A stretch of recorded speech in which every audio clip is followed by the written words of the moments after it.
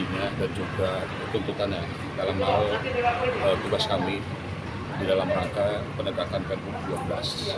Dan tadi sudah disepakati ada 3 poin yang selain ada catatan-catatan yang menjadi hal yang lebih teknis, tetapi 3 poin yang menjadi utama. Pertama, bahwa kita sepakat bahwa kita akan menindaklanjuti apa yang menjadi tuntutan, yaitu dengan adanya penegakan untuk Pergub 12 lebih ini lagi, lebih intens lagi, dan langkah-langkah yang akan kita lakukan. Pertama, dalam hal ini pihak yang terlibat dalam hal ini Polres juga menyampaikan akan melaksanakan langkah-langkah tindakan tegas terhadap truk-truk tanah yang melakukan pelanggaran. Bahkan ada 2 poin yang disampaikan akan dilakukan penilangan dan juga adanya nanti dibuatkan jalur alternatif untuk tidak masuk ke arteri jalan nasional yang melalui lintasan kabupaten, tetapi diarahkan untuk masuk ke jalan tol.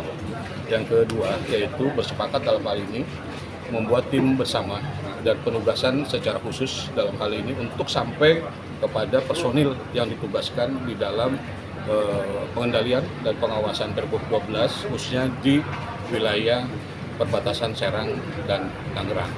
Dan ini akan menjadi bagian yang sudah disepakati untuk bersama-sama mengawal terhadap langkah-langkah yang sudah yang akan kita lakukan.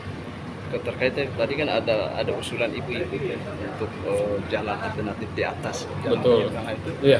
Jadi hal-hal yang menjadi persyaratan langkah-langkah teknis dalam rangka penyediaan sarana prasarana.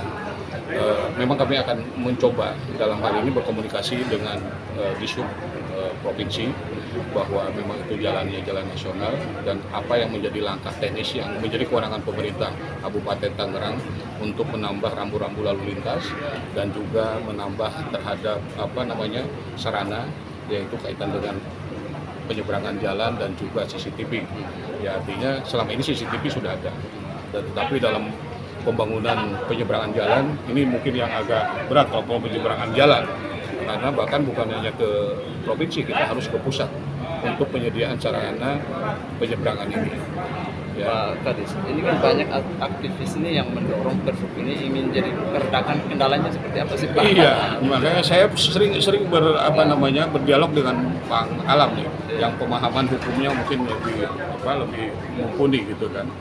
Pemahaman kami dalam rangka perda, mungkin ini kan ada undang-undang yang di atasnya. Dan kemarin kita pemerintah daerah sudah juga membuat kajian, karena ada usulan bukan hanya dari masyarakat tapi juga usulan daripada DPRD bahwa apakah Pergub ini bisa dinaikkan ke jenjang yang lebih tinggi, yaitu perda. Nah, sementara di dalam perda ini kan harus akan mengatur wewenang-wewenang yang tidak menjadi domainnya pemerintah. Contoh misalnya undang-undang kaitan lalu lintas, undang-undang kaitan dengan jalan, nah, undang-undang kaitan dengan kewenangan pemerintah daerah. Saya pikir ini kan juga menjadi rujukan di atasnya.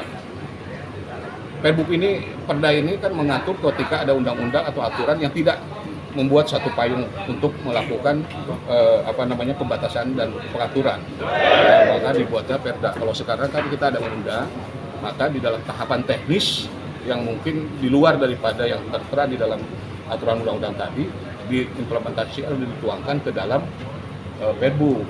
Nah, mungkin kita hanya bisa mengajukan bahwa Pergub ini agar diadopsi oleh gubernur di levelan yang lebih tinggi, dan mungkin bentuknya SK gubernur, bukan SK lagi bupati.